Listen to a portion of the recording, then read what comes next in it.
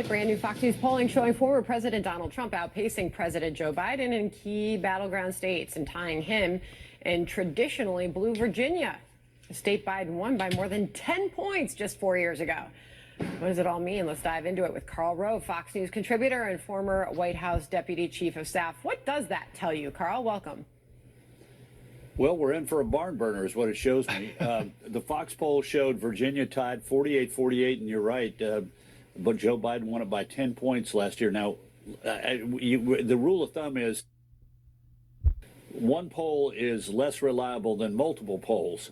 And the interesting thing about this is on May 21st, there was a Roanoke College poll that also showed it tied. Now, the last poll we had before that was in January, Virginia Commonwealth University, and before that in December, Richmond Times-Dispatch, both of them showing a healthy Biden lead.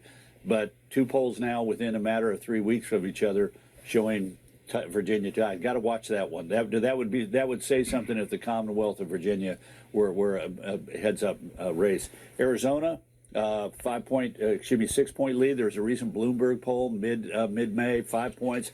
There's a lot of evidence that Trump enjoys a lead in Arizona. Nevada, again, similar things. A Cook poll not too long ago, 5-point lead.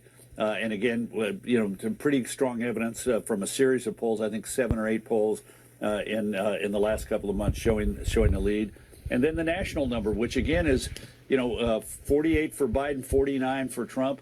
Close race nationally, but remember, the Democrats need to be ahead in the national number because there are too many Democrats in places like New York, New Jersey, California, and Washington State that are going to go Democratic in the electoral college.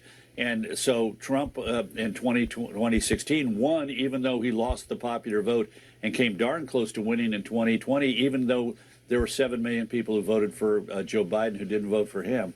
And then we got Florida, which is the only number 46 Biden, 50 Trump. Mm-hmm. We've had a series of polls in Florida that show a wider lead for Trump in the state. We'll have to watch that one, but it looks the average shows that it's a pretty good state now for Trump.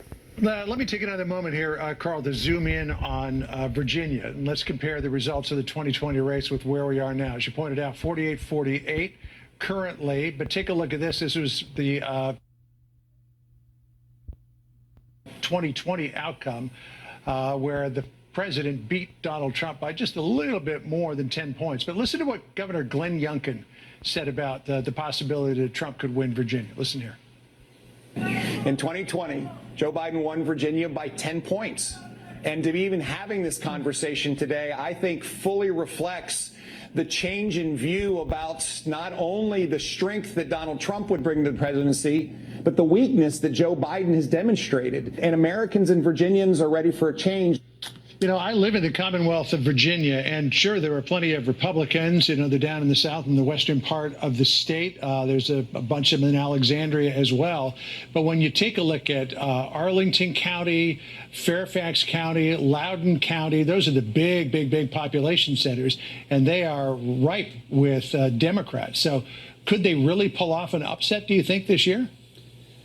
Well, let's wait and see. But there are things in that poll that indicate the broader problem that Biden has, not just in Virginia but elsewhere. First of all, younger voters are not supporting him by the same margin that they